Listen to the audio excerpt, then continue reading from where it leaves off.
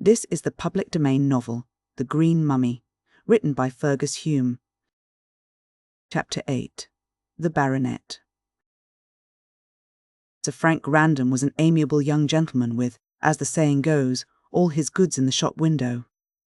Fair-haired and tall, with a well-knit athletic figure, a polished manner, and a man-of-the-world air, he strictly resembled the romantic officer of Bowbells, Family Herald, Young Ladies' Journal fiction.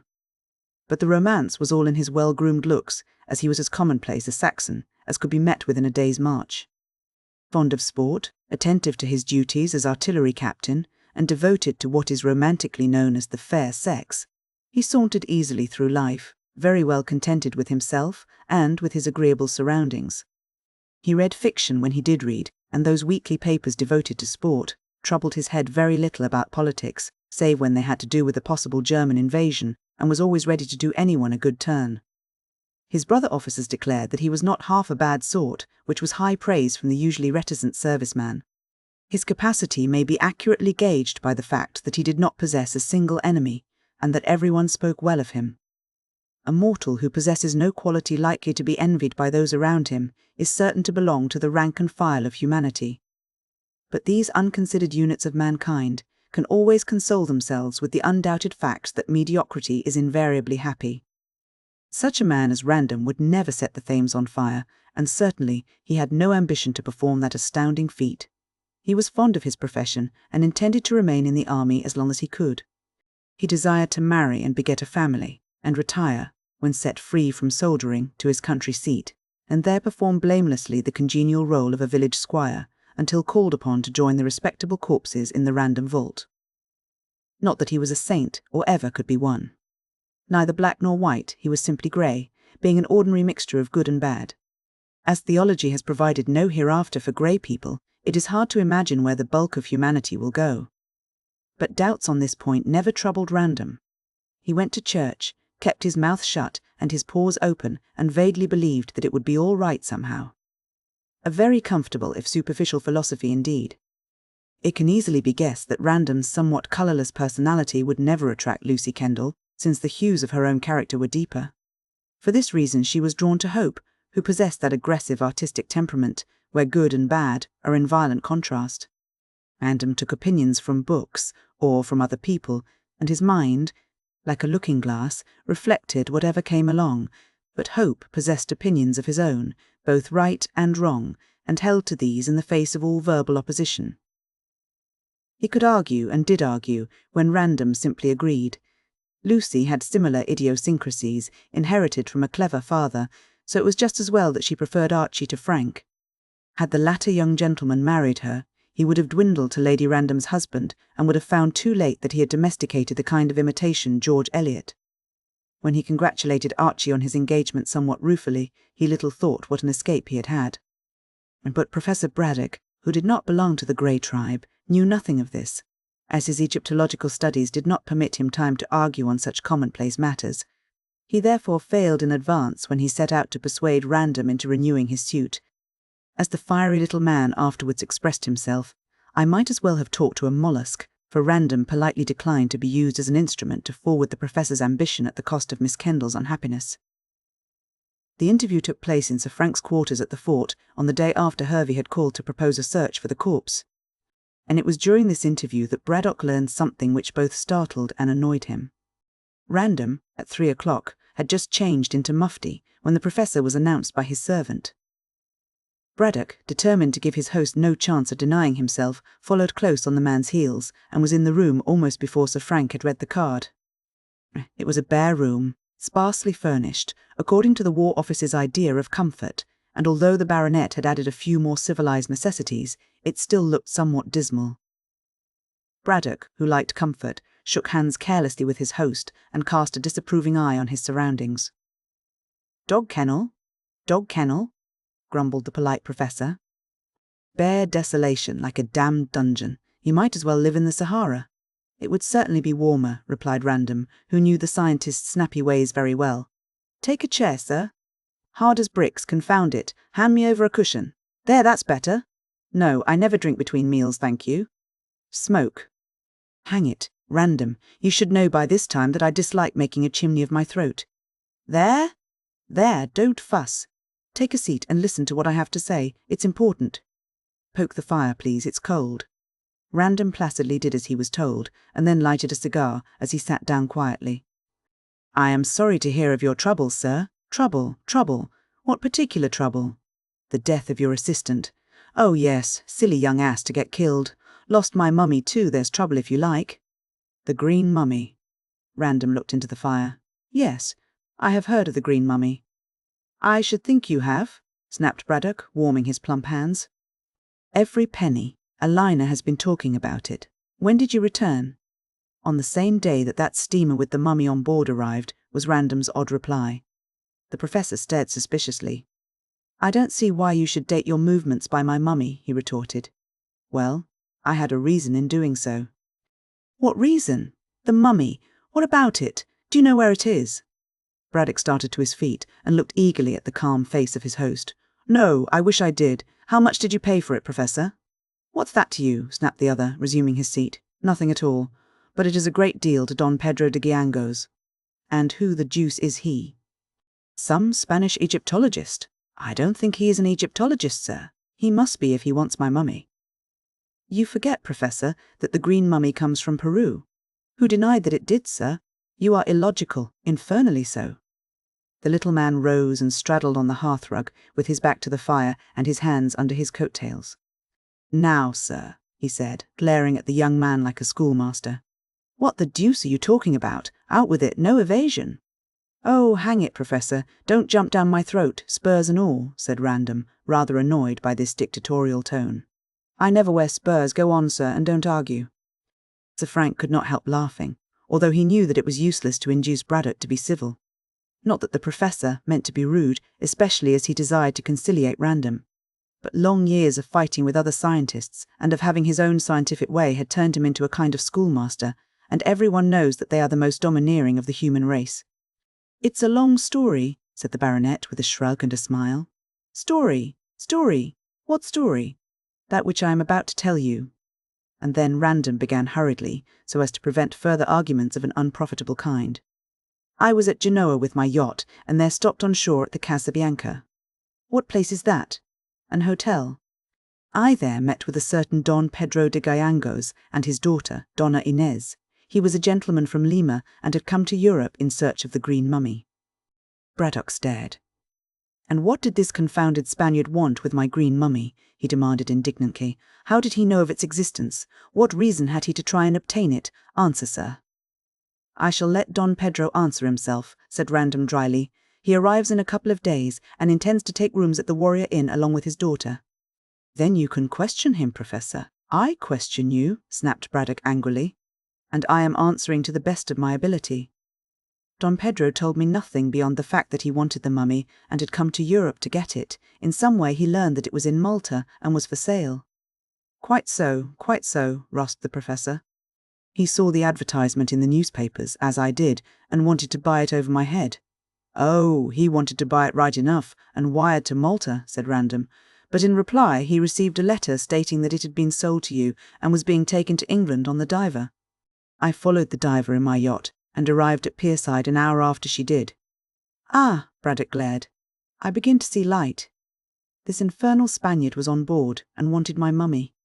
He knew that Bolton had taken it to the Sailor's Rest and went there to kill the poor lad and get my— Nothing of the sort, interrupted Sir Frank impatiently. Don Pedro remained behind in Genoa, intending to write and ask if you would sell him the mummy. I wrote and told him of the murder of your assistant and related all that had happened. He wired to me that he was coming to England at once as I told you. He will be in Gartley in a couple of days. That is the whole story.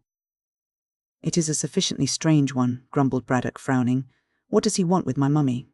I cannot tell you, but if you will sell— Sell, vociferated Braddock furiously. Don Pedro will give you a good price, finished Random calmly. I haven't got the mummy, said the Professor, sitting down and wiping his pink head, and if I had, I certainly would not sell. However, I'll hear what this gentleman has to say when he arrives. Perhaps he can throw some light on the mystery of this crime. I am perfectly certain that he cannot, sir. Don Pedro, as I said, was left behind in Genoa. Humph, said the professor, unconvinced. He could easily employ a third party. Random rose, looking and feeling annoyed. I assure you that Don Pedro is a gentleman and a man of honour. He would not stoop to— There! Braddock waved his hands. Sit down, sit down. You shouldn't say such things, Professor. I say what I desire to say, retorted the old gentleman tartly, but we can dismiss the subject for the time being. I am only too glad to do so, said Random, who was ruffled out of his usual calm by the veiled accusation which Braddock had brought against his foreign friend, and to get to a more agreeable subject. Tell me how Miss Kendall is keeping. She is ill, very ill, said the Professor solemnly. Ill? Why, Hope, whom I met the other day, said that she was feeling very well and very happy. So Hope thinks, because he has forced her into an engagement. Random started to his feet.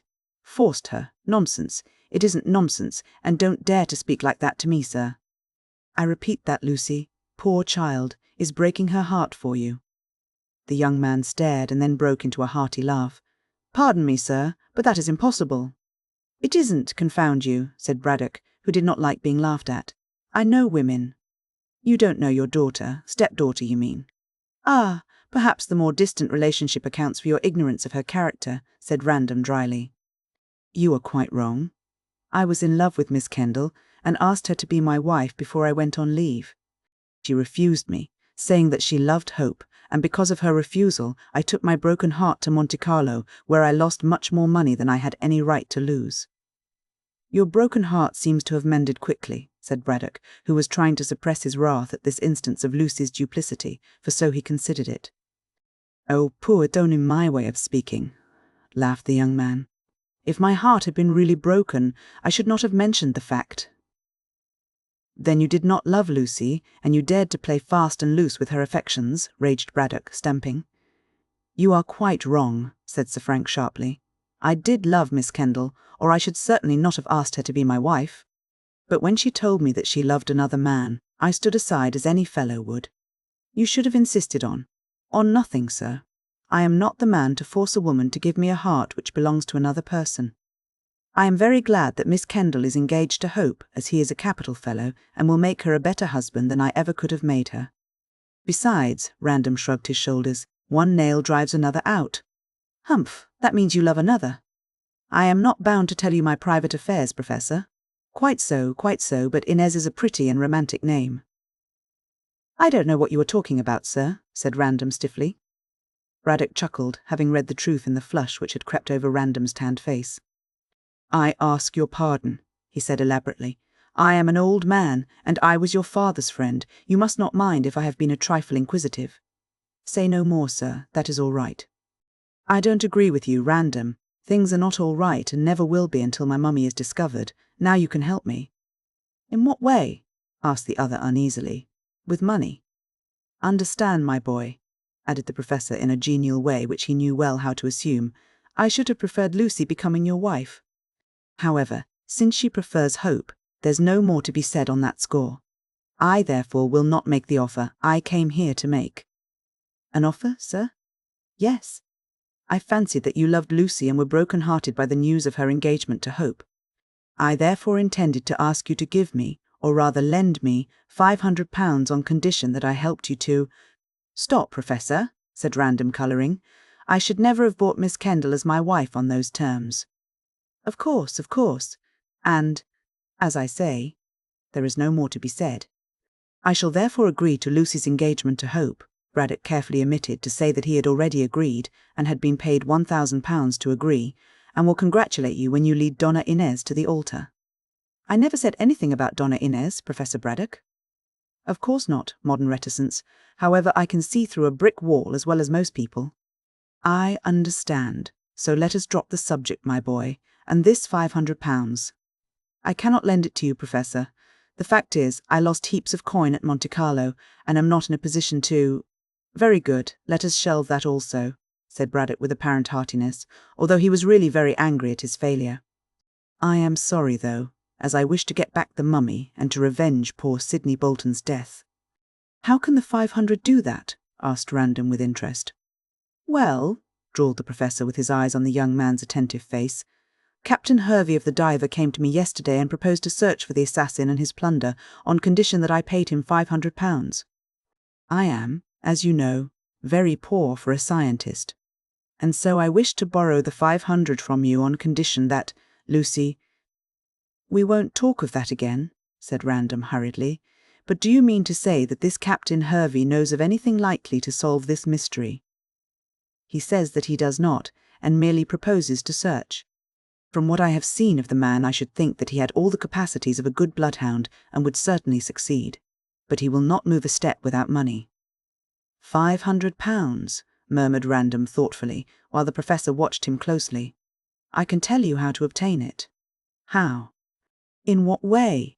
Don Pedro seems to be rich and he wants the mummy, said the Baronet. So when he comes here, ask him to— Certainly not, raged Braddock, clapping on his hat in a fury.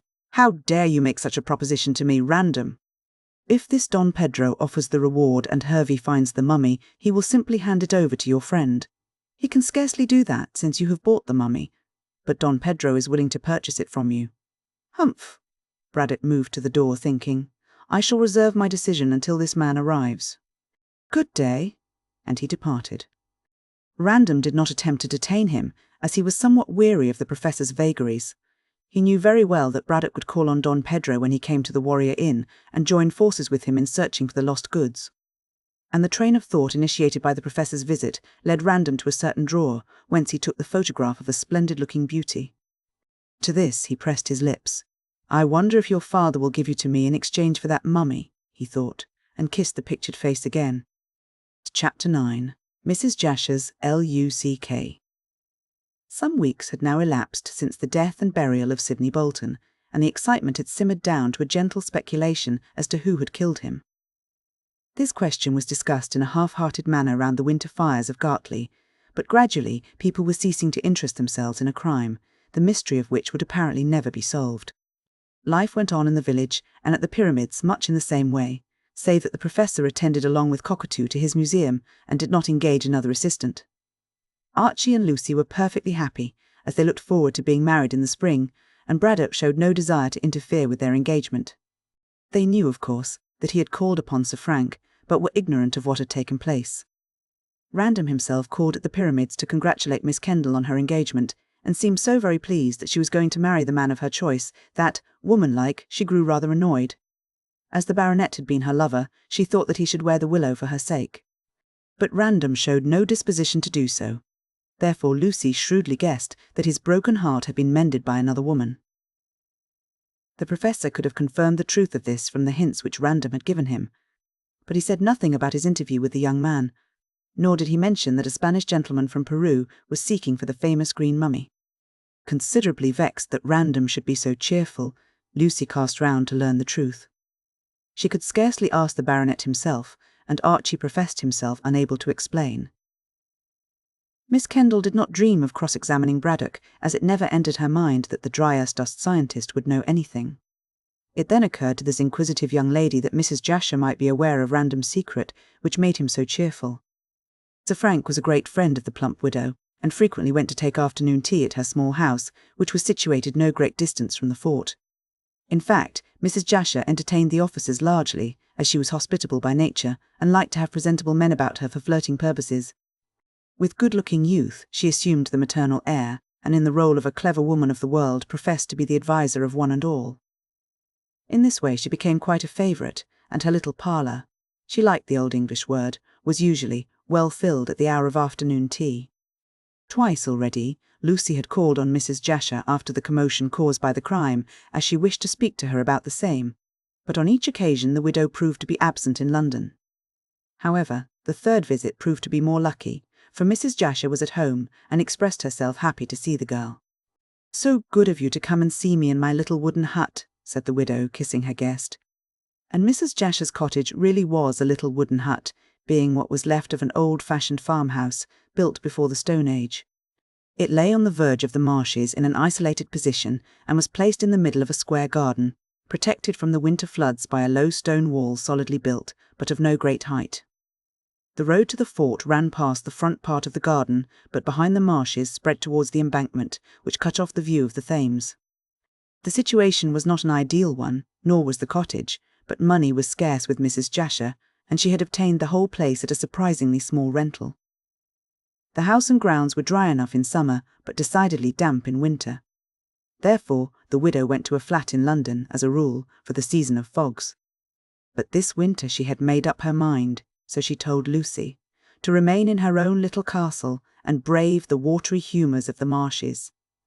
"I can always keep fires burning in every room," said Mrs. Jasher, when she had removed her guest's hat and had settled her for a confidential talk on the sofa. "And after all, my dear, there is no place like home." The room was small, and Mrs. Jasher was small, so she suited her surroundings excellently.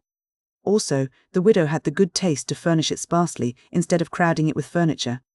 But what furniture there was could not be improved upon. There were Chippendale chairs, a Lowy Quinn's table, a Sheridan cabinet, and a satin-wood desk, hand-painted, which was said to have been the property of the unhappy Marie Antoinette. Old paintings adorned the rose-tinted walls, chiefly landscapes, although one or two were portraits. Also, there were watercoloured pictures, framed and signed caricatures, many plates of old china, and rice-paper adornments from Canton. The room was essentially feminine, being filled with Indian stuffs, with silver oddments, with flowers, and with other trifles. The walls, the carpet, the hangings, and the upholstery of the armchairs were all of a rosy hue, so that Mrs. Jasher looked as young as Dame Huldah in the Venusberg. A very pretty room and a very charming hostess was the verdict of the young gentlemen from the fort who came here to flirt when they were not serving their country. Mrs. Jasher, in a tea-rose tea-gown for afternoon tea, she always liked to be in keeping, rang for that beverage dear to the feminine heart, and lighted a rose-shaded lamp.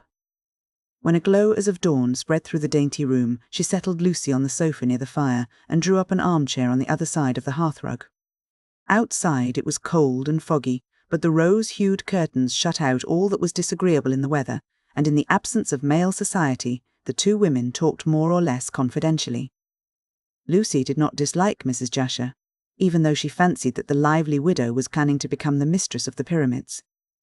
"Well, my dear girl," said Mrs. Jasher, shading her face from the fire with a large fan, "and how is your dear father after his late terrible experiences?" "He is perfectly well and rather cross," replied Lucy, smiling. "Cross? Of course. He has lost that wretched mummy. And poor Sidney Bolton. Oh, I don't think he cares for poor Sidney's death beyond the fact that he misses his services. But the mummy cost £900, and father is much annoyed, especially as Peruvian mummies are somewhat hard to obtain. You see, Mrs. Jasher, father wishes to see the difference between the Peruvian and Egyptian modes of embalming." "Ugh, how gruesome!" Mrs. Jasher shuddered. "But has anything been discovered likely to show who killed this poor lad?" "No, the whole thing is a mystery." Mrs. Jasher looked into the fire over the top of the fan. "I have read the papers," she said slowly, "and have gathered what I could from what the reporters explained. But I intend to call on the professor and hear all that evidence which did not get into the papers. I think that everything has been made public. The police have no clue to the murderer. Why do you want to know?" Mrs. Jasher made a movement of surprise. "Why, I am the professor's friend, of course, my dear, and naturally I want to help him to solve this mystery." "There is no chance, so far as I can see, of it ever being solved," said Lucy. "It's very sweet of you, of course, but were I should not talk about it to my father." "Why?" asked Mrs. Jasher quickly. "Because he thinks of nothing else, and both Archie and I are trying to get him off the subject. The mummy is lost and poor Sidney is buried. There is no more to be said. Still, if a reward was offered. My father is too poor to offer a reward, and the government will not do so, and as people will not work without money, why—" Lucy completed her sentence with a shrug. "I might offer a reward if the dear professor will let me," said the widow unexpectedly.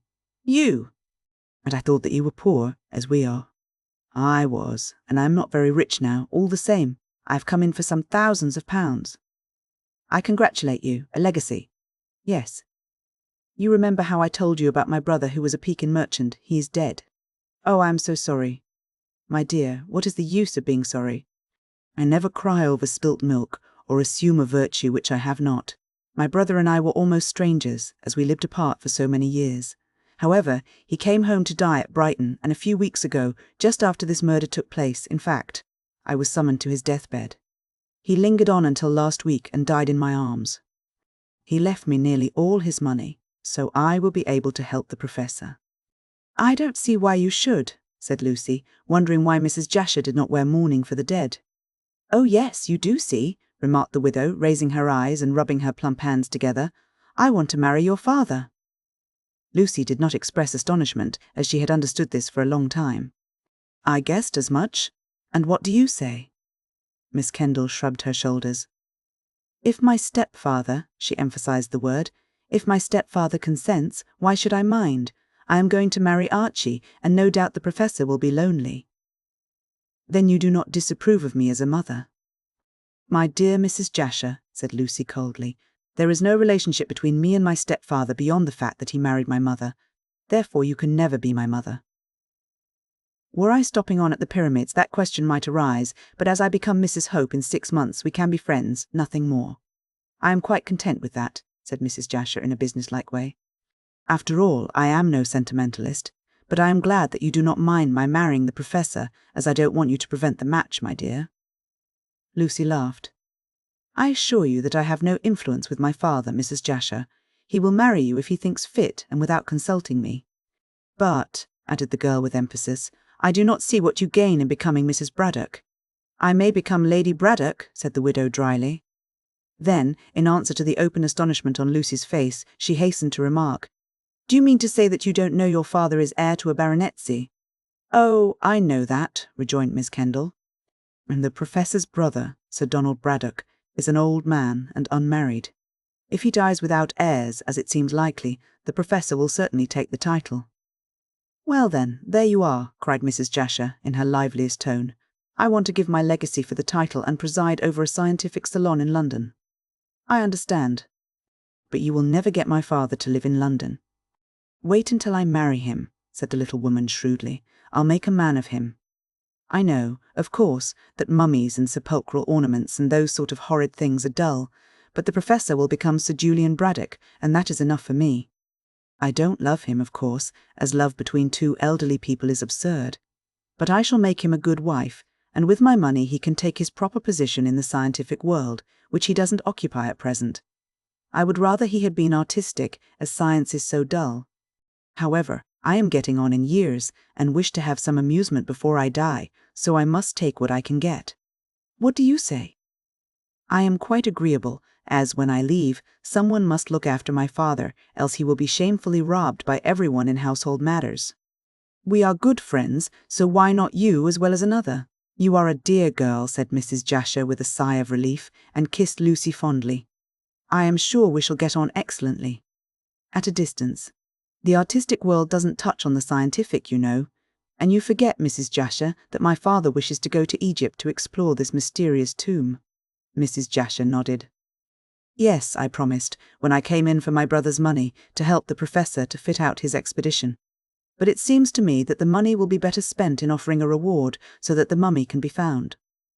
"Well," said Lucy, laughing, "you can give the professor his choice. Before marriage, not after. He needs to be managed, like all men." "You will not find him easy to manage," said Lucy dryly. "He is a very obstinate man, and quite feminine in his persistency." I recognize that he is a difficult character, and between you and me, dear, I should not marry him but for the title. It sounds rather like an adventuress talking in this way, but after all, if he makes me Lady Braddock, I can give him enough money to let him realize his desire of getting the mummy back. It's 6 of one and half a dozen of the other, and I'll be good to him, you need not fear. I am quite sure that, good or bad, the professor will have his own way. It is not his happiness I am thinking of so much as yours. Really, here is the tea. Put the table near the fire, Jane, between Miss Kendall and myself. Thank you. The muffins on the fender. Thank you. No, there is nothing more. Close the door when you go out." The tea equipage having been arranged, Mrs. Jasher poured out a cup of souchong and handed it to her guest, resuming the subject of her proposed marriage meanwhile. "I don't see why you should be anxious about me, dear. I am quite able to look after myself, and the professor seems to be kind-hearted enough." "Oh, he is kind-hearted when he gets his own way. Give him his hobby and he will never bother you. But he won't live in London, and he will not consent to this salon you wish to institute." "Why not? It means fame to him." I shall gather round me all the scientists of London and make my house a centre of interest. The Professor can stop in his laboratory if he likes. As his wife, I can do all that is necessary. Well, my dear, Mrs. Jasher took a cup of tea. We need not talk the subject threadbare. You do not disapprove of my marriage with your stepfather, so you can leave the rest to me. If you can give me a hint of how to proceed to bring about this marriage, of course I am not above taking it. Lucy glanced at the tea-gown. As you will have to tell the Professor that your brother is dead to account for possessing the money, she said pointedly, I should advise you to go into mourning. Professor Braddock will be shocked otherwise. Dear me, what a tender heart he must have, said Mrs. Jasher flippantly. My brother was very little to me, poor man, so he cannot be anything to the Professor. However, I shall adopt your advice, and, after all, black suits me very well. There. She swept her hands across the tea-table. That is settled. Now about yourself. Archie and I marry in the springtime, and your other admirer, who has come back? Sir Frank Random, said Lucy, colouring. Of course. He called to see me a day or so ago, and seems less broken-hearted than he should be. Lucy nodded and coloured still deeper. I suppose some other woman has consoled him. Of course. Catch a modern man wearing the willow for any girl, however dear. Are you angry? Oh, no, no. Oh, yes, yes, I think, said the widow, laughing, else you are no woman, my dear. I know I should be angry to see a man get over his rejection so rapidly. Who is she? Asked Lucy abruptly. Donna Inés de Gallangos. A Spaniard? I believe so. A colonial Spaniard, at least, from Lima. Her father, Don Pedro de Gallangos, met Sir Frank in Genoa by chance. Well, demanded Lucy impatiently. Mrs. Jasher shrugged her plump shoulders. Well, my dear, can't you put two and two together? Of course Sir Frank fell in love with this dark-hued angel. Dark-hued? And I am light-haired. What a compliment. Perhaps Sir Frank wanted a change. He played on white and lost, and therefore stakes his money on black to win. That's the result of having been at Monte Carlo. Besides, this young lady is rich, I understand, and Sir Frank, so he told me, lost much more money at Monte Carlo than he could afford. Well, you don't look pleased. Lucy roused herself from a fit of abstraction. Oh yes, I am pleased, of course. I suppose, as any woman would, I felt rather hurt for the moment in being forgotten so soon. But after all, I can't blame Sir Frank for consoling himself. If I am married first, he shall dance at my wedding. If he is married first, I shall dance at his. And you shall both dance at mine, said Mrs. Jasher. Why, there is quite an epidemic of matrimony. Well, Donna Inés arrives here with her father in a day or so. They stop at the Warrior Inn, I believe. That horrid place? Oh, it is clean and respectable. Besides, Sir Frank can hardly ask them to stop in the fort, and I have no room in this bandbox of mine. However, the two of them, Donna Inés and Frank, can come here and flirt. So can you and Archie, if you like.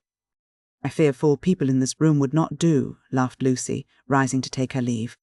Well, I hope Sir Frank will marry this lady, and that you will become Mrs. Braddock. Only one thing I should like to know. And that is? Why was the mummy stolen? It was not valuable save to a scientist. By that argument, a scientist must be the murderer and thief, said Mrs. Jasher. However, we shall see. Meanwhile, live every moment of love's golden hours, they never return. That is good advice, I shall take it, and my leave, said Lucy, and departed in a very happy frame of mind. Chapter 10. The D.O.N. and H.I.S. Daughter. Professor Braddock was usually the most methodical of men, and timed his life by the clock and the almanac. He rose at 7, summer and winter, to partake of a hearty breakfast, which served him until dinner came at 5:30.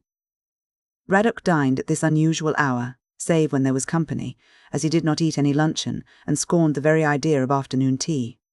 2 meals a day, he maintained, was enough for any man who led a sedentary life, as too much food was apt to clog the wheels of the intellect. He usually worked in his museum, if the indulgence of his hobby could be called work, from 9 until 4, after which hour he took a short walk in the garden or through the village. On finishing his dinner he would glance over some scientific publication, or perhaps, by way of recreation, play a game or two of patience. But at 7 he invariably retired into his own rooms to renew work. Retirement to bed took place at midnight, so it can be guessed that the Professor got through an enormous quantity of work during the year. A more methodical man, or a more industrious man, did not exist. But on occasions even this enthusiast wearied of his hobby and of the year's routine. A longing to see brother scientists of his own way of thinking would seize him, and he would abruptly depart for London to occupy quiet lodgings and indulge in intercourse with his fellow men. Braddock rarely gave early intimation of his urban nostalgia. At breakfast he would suddenly announce that the fit took him to go to London, and he would drive to Jessam along with Cockatoo to catch the 10 o'clock train to London. Sometimes he sent the Kanaka back, at other times he would take him to town, but whether Cockatoo remained or departed, the museum was always locked up, lest it should be profaned by the servants of the house. As a matter of fact, Braddock need not have been afraid, for Lucy, knowing her stepfather's whims and violent temper, took care that the sanctity of the place should remain inviolate. Sometimes the professor came back in a couple of days, at times his absence would extend to a week, and on 2 or 3 occasions he remained absent for a fortnight.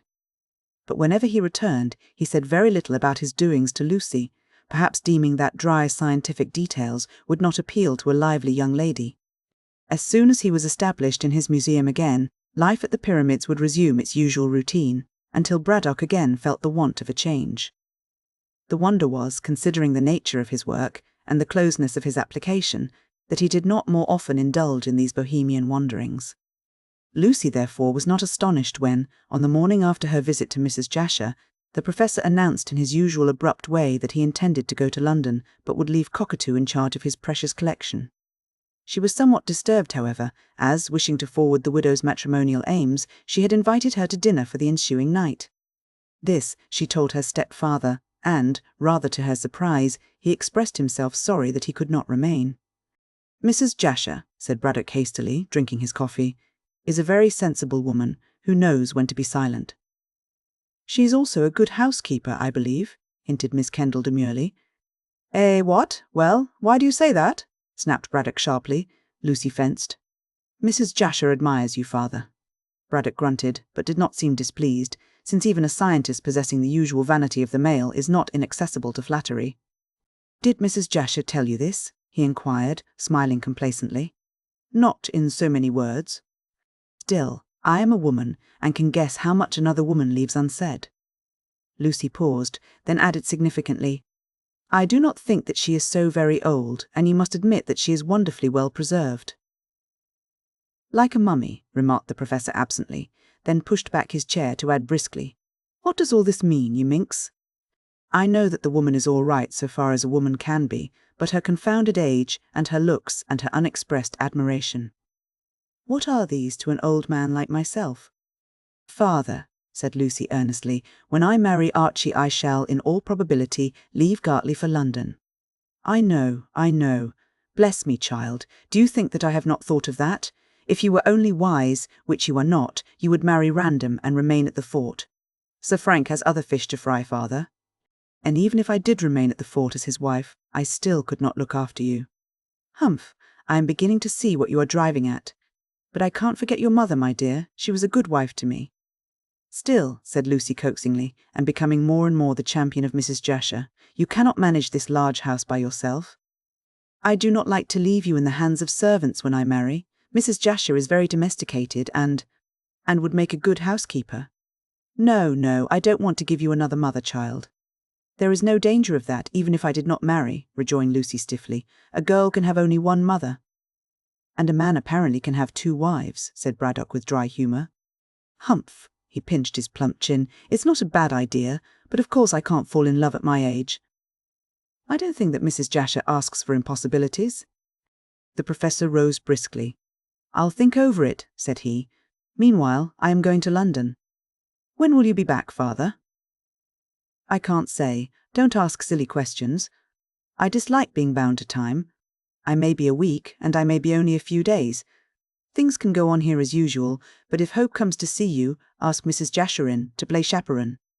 Lucy consented to this suggestion, and Braddock went away to prepare for his departure. To get him off the premises was like launching a ship, as the entire household was at his swift heels, packing boxes, strapping rugs, cutting sandwiches, helping him on with his overcoat and assisting him into the trap, which had been hastily sent for to the Warrior Inn. All the time Braddock talked and scolded and gave directions and left instructions until everyone was quite bewildered. Lucy and the servants all sighed with relief when they saw the trap disappear round the end of the road in the direction of Jessam. In addition to being a famous archaeologist, the professor was assuredly a great nuisance to those who had to do with his whims and fancies. For the next 2 or 3 days, Lucy enjoyed herself in a quiet way with Archie. In spite of the lateness of the season, the weather was still fine, and the artist took the opportunity of the pale sunshine to sketch a great deal of the marsh scenery. Lucy attended him as a rule when he went abroad, and sometimes Mrs. Jasher, voluble and merry, would come along with them to play the part of chaperone. But the girl noticed that Mrs. Jasher's merriment was forced at times, and in the searching morning light she appeared to be quite old. Wrinkles showed themselves on her plump face and weary lines appeared round her mouth. Also, she was absent-minded while the lovers chattered, and, when spoken to, would return to the present moment with a start. As the widow was now well off as regards money, and as her scheme to marry Braddock was well on the way to success, for Lucy had duly reported the professor's attitude, it was difficult to understand why Mrs. Jasher should look so worried. One day, Lucy spoke to her on the subject. Random had strolled across the marshes to look at Hope's sketch, and the two men chatted together, while Miss Kendall led the little widow to one side. "There is nothing the matter, I hope," said Lucy gently. "No. Why do you say that?" asked Mrs. Jasher, flushing. "You have been looking worried for the last few days." "I have a few troubles," sighed the widow. "Troubles connected with the estate of my late brother. The lawyers are very disagreeable and make all sorts of difficulties to swell their costs. Then, strangely enough, I am beginning to feel my brother's death more than I thought I should have done. You see that I am in mourning, dear. After what you said the other day, I felt that it was wrong for me not to wear mourning. Of course my poor brother and I were almost strangers. All the same, as he has left me money and was my only relative, I think it right to show some grief. I am a lonely woman, my dear." "When my father comes back, you will no longer be lonely," said Lucy. "I hope not. I feel that I want a man to look after me. I told you that I desired to marry the professor for his possible title, and in order to form a salon and have some amusement and power. But also I want a companion for my old age.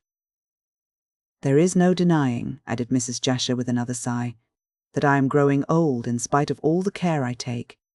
I am grateful for your friendship, dear. At one time I thought that you did not like me." "Oh, I think we get on very well together," said Lucy somewhat evasively, for she did not want to say that she would make the widow an intimate friend, "and, as you know, I am quite pleased that you should marry my stepfather." "So pleasant to think that you look at my ambition in that light," said Mrs. Jasher, patting the girl's arm. "And does the professor return?" "I cannot say. He refused to fix a date. But he usually remains away for a fortnight. I expect him back in that time, but he may come much earlier. He will come back when the fancy takes him." "I shall alter all that when we are married," muttered Mrs. Jasher with a frown. "He must be taught to be less selfish." "I fear you will never improve him in that respect," said Lucy dryly, and rejoined the gentleman in time to hear Random mention the name of Don Pedro de Gallangos. "What is that, Sir Frank?" she asked. Random turned toward her with his pleasant smile.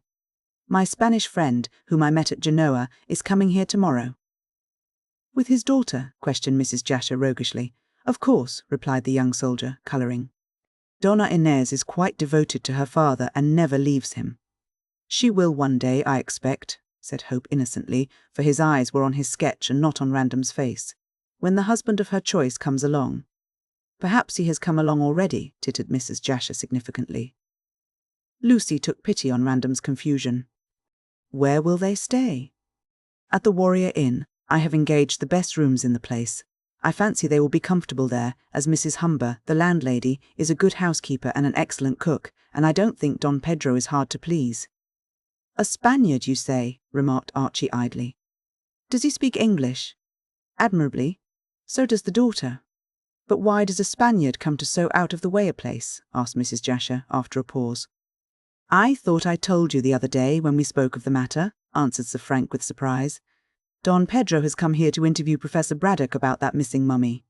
Hope looked up sharply. "What does he know about the mummy?" "Nothing so far as I know, save that he came to Europe with the intention of purchasing it, and found himself forestalled by Professor Braddock." "Don Pedro told me no more than that."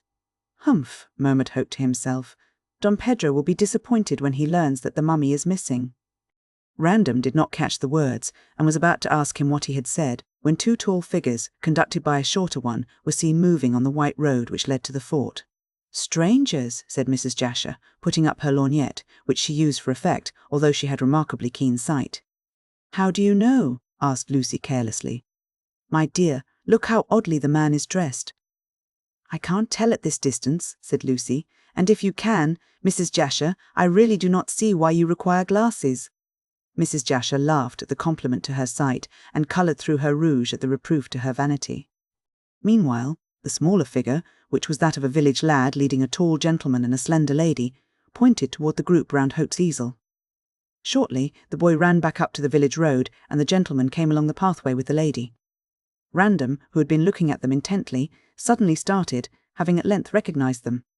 Don Pedro and his daughter, he said in an astonished voice, and sprang forward to welcome the unexpected visitors. Now, my dear, whispered the widow in Lucy's ear, we shall see the kind of woman Sir Frank prefers to you. Well, as Sir Frank has seen the kind of man I prefer to him, retorted Lucy, that makes us quite equal. I am glad these newcomers talk English, said Hope, who had risen to his feet. I know nothing of Spanish. They are not Spanish, but Peruvian, said Mrs. Jasher. The language is the same, more or less. Confound it. Here is Random bringing them here. I wish he would take them to the fort. There's no more work for the next hour, I suppose, and Hope, rather annoyed, began to pack his artistic traps. On a nearer view, Don Pedro proved to be a tall, lean, dry man, not unlike Dawes' conception of Don Quixote. He must have had Indian blood in his veins, judging from his very dark eyes, his stiff, lank hair, worn somewhat long, and his high cheekbones. Also, although he was arrayed in puritanic black, his barbaric love of colour betrayed itself in a red tie and in a scarlet handkerchief which was twisted loosely round a soft slouch hat. It was the hat and the brilliant red of tie and handkerchief which had caught Mrs. Jasher's eye at so great a distance, and which had led her to pronounce the man a stranger. For Mrs. Jasher well knew that no Englishman would affect such vivid tints. All the same, in spite of this eccentricity, Don Pedro looked a thorough Castilian gentleman, and bowed gravely when presented to the ladies by Random. Mrs. Jasher, Miss Kendall, permit me to present Don Pedro de Gallangos. I am charmed, said the Peruvian, bowing hat in hand, and in turn allow me, ladies, to introduce my daughter, Donna Inés de Gallangos. Archie was also presented to the Don and to the young lady, after which Lucy and Mrs. Jasher, while not appearing to look, made a thorough examination of the lady with whom Random was in love. No doubt Donna Inés was making an examination on her own account, and with the cleverness of the sex the three women, while chatting affably, learned all that there was to be learned from the outward appearance of each other in 3 minutes. Miss Kendall could not deny but what Donna Inés was very beautiful, and frankly admitted, inwardly of course, her own inferiority. She was merely pretty, whereas the Peruvian lady was truly handsome and quite majestic in appearance. Yet about Donna Inés there was the same indefinite barbaric look as characterized her father. Her face was lovely, dark and proud in expression, but there was an aloofness about it which puzzled the English girl. Donna Inés might have belonged to a race populating another planet of the solar system. She had large black, melting eyes, a straight Greek nose and perfect mouth, a well-rounded chin and magnificent hair, dark and glossy as the wing of the raven, which was arranged in the latest Parisian style of coiffure. Also, her gown, as the two women guessed in an instant, was from Paris. She was perfectly gloved and booted, and even if she betrayed somehow a barbaric taste for colour in the dull ruddy hue of her dress, which was subdued with black braid, yet she looked quite a well-bred woman. All the same, her whole appearance gave an observant onlooker the idea that she would be more at home in a scanty robe and glittering with rudely wrought ornaments of gold. Perhaps Peru, where she came from, suggested the comparison, but Lucy's thoughts drew back to an account of the Virgins of the Sun, which the professor had once described. It occurred to her, perhaps wrongly, that in Donna Inés she beheld one who in former days would have been the bride of some gorgeous Inca. I fear you will find England dull after the sunshine of Lima, said Lucy, having ended a swift examination. Donna Inés shivered a trifle and glanced around at the grey misty air through which the pale sunshine struggled with difficulty. I certainly prefer the tropics to this, she said in musical English, but my father has come down here on business, and until it is concluded we shall remain in this place. Then we must make things as bright as possible for you, said Mrs. Jasher cheerfully, and desperately anxious to learn more of the newcomers. You must come to see me, Donna Inés. Yonder is my cottage. Thank you, madame, you are very good. Meanwhile, Don Pedro was talking to the two young men. "Yes, I did arrive here earlier than I expected," he was remarking, "but I have to return to Lima shortly, and I wish to get my business with Professor Braddock finished as speedily as possible." "I am sorry," said Lucy politely, "but my father is absent." "And when will he return, Miss Kendall?" "I can scarcely say, in a week or a fortnight." Don Pedro made a gesture of annoyance. "It is a pity, as I am so very pressed for time. Still, I must remain until the professor returns. I am so anxious to hear if the mummy has been found." "It is not found yet," said Hope quickly, "and never will be." Don Pedro looked at him quietly. "It must be found," said he. "I have come all the way from Lima to obtain it. When you hear my story, you will not be surprised at my desire to regain the mummy." "Regain it?" echoed Hope and Random in one breath. Don Pedro nodded. "The mummy was stolen from my father," he said. Chapter 11. The Manuscript. It was certainly strange how constantly the subject of the missing mummy came uppermost. Since it had disappeared, and since the man who had brought it to England was dead, it might have been thought that nothing more would be said about the matter. Professor Braddock harped incessantly on his loss, which was perhaps natural, and Widow Anne also talked a great deal as to the possibility of the mummy being found, as she hoped to learn by that means the name of the assassin who had strangled her poor boy. Now Don Pedro de Gallangos appeared with the strange information that the weird relic of Peruvian civilization had been stolen from his father. Apparently fate was not inclined to let the matter of the lost mummy drop, and was working round to a denouement which would possibly include the solution of the mystery of Sidney Bolton's death. Yet, on the face of it, there appeared to be no chance of the truth becoming known. Of course, when Don Pedro announced that the mummy had formerly belonged to his father, everyone was anxious to hear how it had been stolen. The Gallangos family were established in Lima, and the embalmed body of Inca Caxes had been purchased from a gentleman residing in Malta. How then had it crossed the water, and how had Don Pedro learned its whereabouts, only to arrive too late to secure his missing property? Mrs. Jasher was especially anxious to learn these things, and explained her reasons to Lucy. "You see, my dear," she said to the girl on the day after Don Pedro's arrival in Gartley, "if we learn the past of that horrid mummy, we may gain a clue to the person who desired possession of the nasty thing, and so may hunt down this terrible criminal. Once he is found, the mummy may be secured again, and should I be able to return it to your father, out of gratitude he would certainly marry me." "You seem to think that the assassin is a man," said Lucy dryly, "yet you forget that the person who talked to Sidney through the window of the Sailor's Rest was a woman." "An old woman," emphasized Mrs. Jasher briskly. "Quite so," Lucy contradicted. Eliza Flight did not say if the woman was old or young, but merely stated that she wore a dark dress and a dark shawl over her head.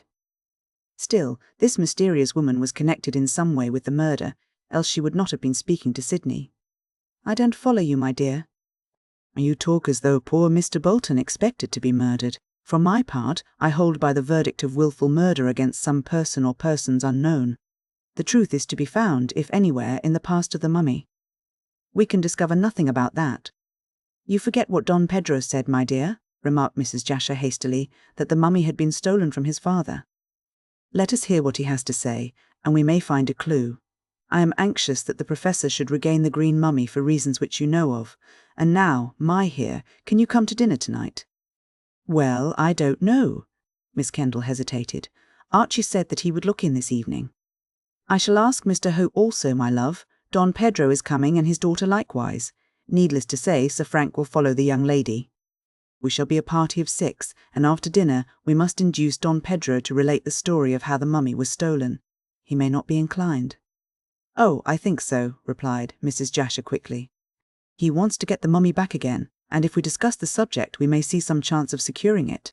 But Don Pedro will not wish it to be restored to my father." Mrs. Jasher shrugged her plump shoulders. "Your father and Don Pedro can arrange that themselves. All I desire is that the mummy should be found.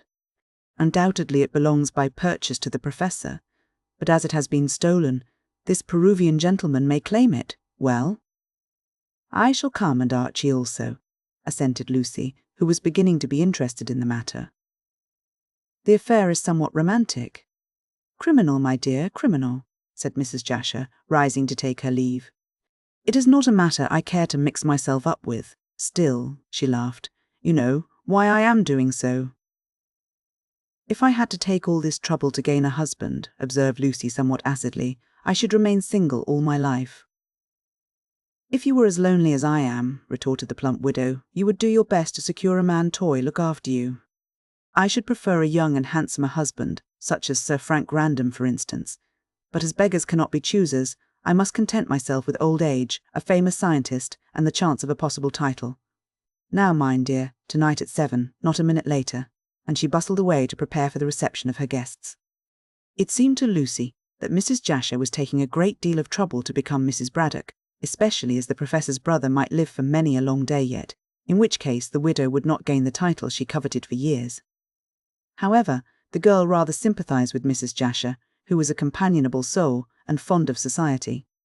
Circumstances condemned her to a somewhat lonely life in an isolated cottage in a rather dull neighbourhood, so it was little to be wondered at that she should strive to move heaven and earth, as she was doing, in the hope of escaping from her solitude.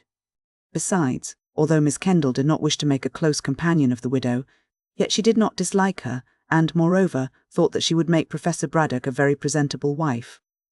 Thinking thus, Lucy was quite willing to forward Mrs. Jasher's plans by inducing Don Pedro to tell all he knew about this missing mummy. Thus it came about that 6 people assembled in the tiny pink parlour of Mrs. Jasher at the hour of 7 o'clock. It required dexterous management to seat the whole company in the dining room, which was only a trifle larger than the parlour. However, Mrs. Jasher contrived to place them round her hospitable board in a fairly comfortable fashion, and, once seated, the dinner was so good that no one felt the drawbacks of scanty elbow-room. The widow, as hostess, was placed at the head of the table, Don Pedro, as the eldest of the men, at the foot, and Sir Frank, with Donna Inez, faced Archie and Lucy Kendall. Jane, who was well instructed in waiting by her mistress, attended to her duties admirably, acting both as footman and butler. Lucy, indeed, had offered Mrs. Jasher the services of cockatoo to hand round the wine, but the widow with a pretty shudder had declined. "That dreadful creature with his yellow mop of hair gives me the shivers," she declared. Considering the isolation of the district and the narrow limits of Mrs. Jasher's income, the meal was truly admirable, being well cooked and well served, while the table was arrayed like an altar for the reception of the various dishes. Whatever Mrs. Jasher might be as an adventuress, she certainly proved herself to be a capital housekeeper, and Lucy foresaw that, if she did become Mrs. Braddock, the Professor would fare sumptuously for the rest of his scientific life. When the meal was ended, the widow produced a box of superfine cigars and another of cigarettes, after which she left the gentlemen to sip their wine, and took her 2 young friends to chatter chiffons in the tiny parlour, and it said much for Mrs. Jasher's methodical ways that, considering the limited space, everything went, as the saying goes, like clockwork. Likewise, the widow had proved herself a wonderful hostess, as she kept the ball of conversation rolling briskly and induced a spirit of fraternity, uncommon in an ordinary dinner party. During the meal, Mrs. Jasher had kept off the subject of the mummy, which was the excuse for the entertainment, but when the gentlemen strolled into the parlour, feeling well fed and happy, she hinted at Don Pedro's quest. As the night was cold, and the Peruvian gentleman came from the tropics, he was established in a well-padded armchair close to the sea-coal fire, and with her own fair hands, Mrs. Jasher gave him a cup of fragrant coffee, which was rendered still more agreeable to the palate by the introduction of a vanilla bean. With this, and with a good cigar, for the ladies gave the gentleman permission to smoke, Don Pedro felt very happy and easy, and complimented Mrs. Jasher warmly on her capability of making her fellow creatures comfortable. "It is altogether comfortable, madame," said Don Pedro, rising to make a courtly bow. In fact, so agreeable was the foreigner that Mrs. Jasher dreamed for one swift moment of throwing over the dry-as-dust scientist to become a Spanish lady of Lima. "You flatter me, Don Pedro," she said, waving a wholly unnecessary fan out of compliment to her guest's Spanish extraction. "Indeed, I am very glad that you are pleased with my poor little house." "Pardon, madam, but no house can be poor when it is a casket to contain such a jewel." "There!" said Lucy somewhat satirically to the young men, while Mrs. Jasher blushed and bridled. "What Englishman could turn such a compliment?" "It reminds one of Georgian times." "We are more sober now than my fathers were then," said Hope, smiling, "and I am sure if Random thought for a few minutes he could produce something pretty. Go on, Random." "My brain is not equal to the strain after dinner," said Sir Frank. As for Donna Inez, she did not speak, but sat smiling quietly in her corner of the room, looking remarkably handsome. As a young girl Lucy was pretty, and Mrs. Jasher was a comely widow, but neither one had the majestic looks of the Spanish lady. She smiled, a veritable queen amidst the gimcrack ornaments of Mrs. Jasher's parlour, and Sir Frank, who was fathoms deep in love, could not keep his eyes off her face.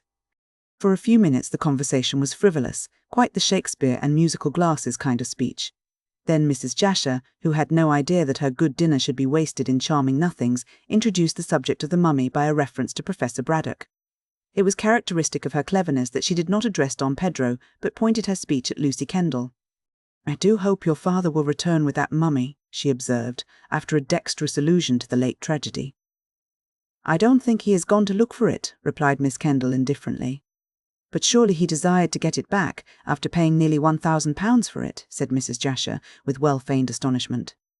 "Oh, of course, but he would scarcely look for it in London." "Has Professor Braddock gone to search for the mummy?" asked Don Pedro. "No," answered Lucy. "He is visiting the British Museum to make some researches in the Egyptian department." "When do you expect him back, please?" Lucy shrugged her shoulders. "I can't say, Don Pedro. My father comes and goes as the whim takes him." The Spanish gentleman looked thoughtfully into the fire. "I shall be glad to see the professor when he returns," he said in his excellent, slow-sounding English. "My concern about this mummy is deep." "Dear me," remarked Mrs. Jasher, shielding her fair cheek with the unnecessary fan and venturing on a joke. "Is the mummy a relative?" "Yes, madame," replied Don Pedro, gravely and unexpectedly. At this, everyone, very naturally, looked astonished. That is, all save Donna Inez, who still preserved her fixed smile.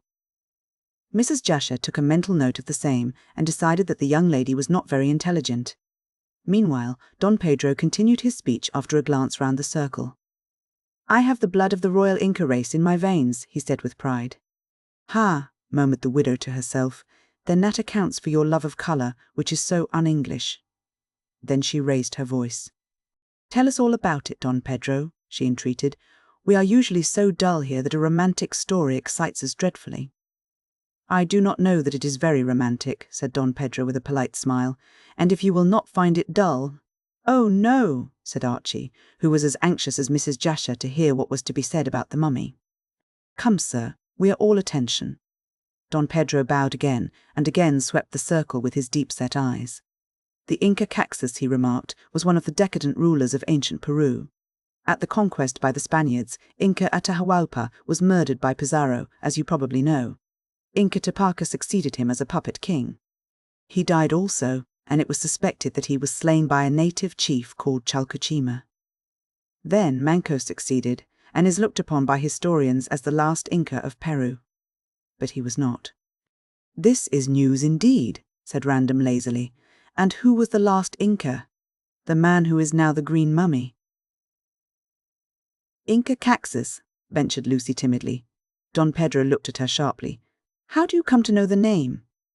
"You mentioned it just now, but before that I heard my father mention it," said Lucy, who was surprised at the sharpness of his tone. "And where did the professor learn the name?" asked Don Pedro anxiously. Lucy shook her head. "I cannot say. But go on with the story," she continued with the naive curiosity of a child. "Yes, do," pleaded Mrs. Jasher, who was listening with all her ears. The Peruvian meditated for a few minutes, then slipped his hand into the pocket of his coat and brought out a discoloured parchment, scrawled and scribbled with odd-looking letters in purple ink somewhat faded. "Did you ever see this before?" he asked Lucy, "or any manuscript like it?" "No," she answered, bending forward to examine the parchment carefully. Don Pedro again swept an inquiring eye round the circle, but everyone denied having seen the manuscript. "What is it?" asked Sir Frank curiously. Don Pedro restored the manuscript to his pocket. "It is an account of the embalming of Inca Caxus, written by his son, who was my ancestor." "Then you are descended from this Inca?" said Mrs. Jasher eagerly. "I am. Had I my rights, I should rule Peru. As it is, I am a poor gentleman with very little money. That," added Don Pedro with emphasis, "is why I wish to recover the mummy of my great ancestor." "Is it then so valuable?" asked Archie suddenly. He was thinking of some reason why the mummy should have been stolen. "Well, in itself it is of no great value save to an archaeologist," was Don Pedro's reply. "But I had better tell you the story of how it was stolen from my father." Go on, cried Mrs. Jasher. This is most interesting. Don Pedro plunged into his story without further preamble. Inca Caxus held his state amidst the solitudes of the Andes, away from the cruel men who had conquered his country. He died and was buried. This manuscript, he touched his pocket, was written by his son and details the ceremonies, the place of sepulchre, and also gives a list of the jewels with which the mummy was buried. Jewels, murmured Hope under his breath. I thought as much. The son of Inca Caxus married a Spanish lady and made peace with the Spaniards. He came to live at Cusco and brought with him, for some purpose which the manuscript does not disclose, the mummy of his father. But the manuscript was lost for years, and although my family, the de Gayangoses, became poor, no member of it knew that, concealed in the corpse of Inca Caxus, were 2 large emeralds of immense value. The mummy of our royal ancestor was treated as a sacred thing and venerated accordingly. Afterwards my family came to live at Lima, and I still dwell in the old house. But how was the mummy stolen from you? Asked Random curiously. I am coming to that, said Don Pedro, frowning at the interruption. I was not in Lima at the time, but I had met the man who stole the precious mummy. Was he a Spaniard? No, answered Don Pedro slowly. He was an English sailor called Vasa. Vasa is a Swedish name, observed Hope critically. This man said that he was English, and certainly spoke like an Englishman, so far as I, a foreigner, can tell. At that time, when I was a young man, civil war raged in Peru. My father's house was sacked, and this Vasa, who had been received hospitably by my father when he was shipwrecked at Callao, stole the mummy of Inca Caxus. My father died of grief and charged me to get the mummy back.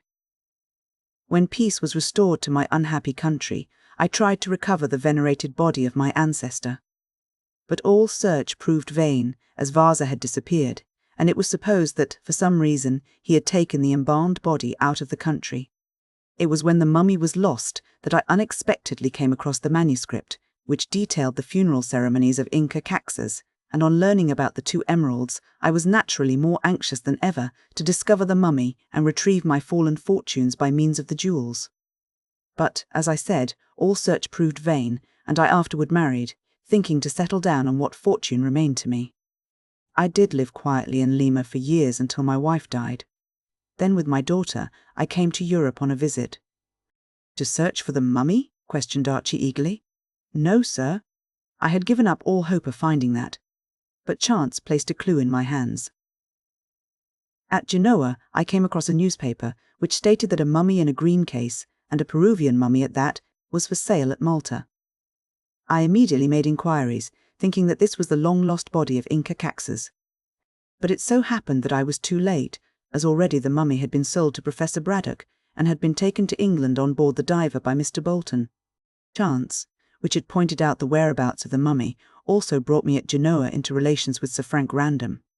Don Pedro bowed his head to the baronet, and, as it appeared that he knew Professor Braddock, I thankfully accepted his offer to introduce me. Hence I am here, but only to hear that the mummy is again lost. That is all, and the Peruvian gentleman dramatically waved his arm. A strange story, said Archie, who was the first to speak, and it certainly solves at least one part of the mystery. What is that? Demanded Mrs. Jasher quickly. It shows that the mummy was stolen on account of the emeralds. Pardon me, but that is impossible, sir, said Don Pedro, drawing up his lean figure. No one but myself knew that the mummy held 2 emeralds in its dead hands, and I learned that only a few years ago from the manuscript, which I had the honour of showing you. There is that objection, assuredly, replied Hope with composure. Yet I can hardly believe that any man would risk his neck to steal so remarkable a mummy, which he would have a difficulty in disposing of. But did this assassin know of the emeralds, he would venture much to gain them, since jewels can be disposed of with comparative ease, and cannot easily be traced. All the same, said Random, looking up, I do not see how the assassin could have learned that the jewels were wrapped in the bandages. Humph, said Hope, glancing at de Giangos, perhaps there is more than one copy of this manuscript you speak of. Not to my knowledge. The sailor Vasa might have copied it. Oh, Don Pedro shook his head. It is written in Latin, since a Spanish priest taught the son of Inca Caxus, who wrote it, that language. I do not think that Vasa knew Latin. Also, if Vasa had copied the manuscript, he would have stripped the mummy to procure the jewels. Now, in the newspaper advertisement, it stated that the bandages of the mummy were intact, as also was the Verdant case. "No," said Don Pedro decisively, "I am quite of opinion that Vasa, and indeed everyone else, was ignorant of this manuscript."